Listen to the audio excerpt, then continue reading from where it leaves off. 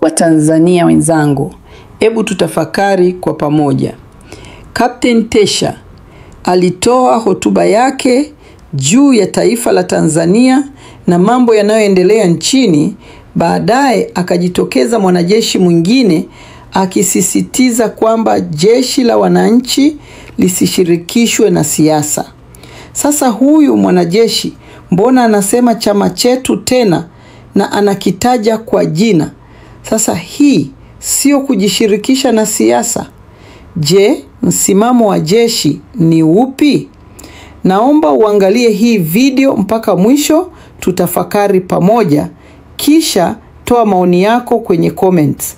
Pia usisahau kulike, share na kusubscribe. Asanteni sana.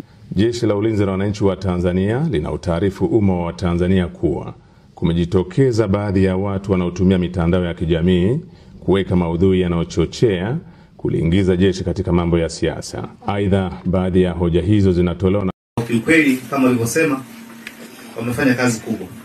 Na mimi nikipongeze chama changu sana, Chama cha Mapinduzi, kwa kazi kubwa ambayo mmefanya. Kulikuwa na ushirikiano mkubwa na mzuri kati ya chama, serikali pamoja na wananchi hapa.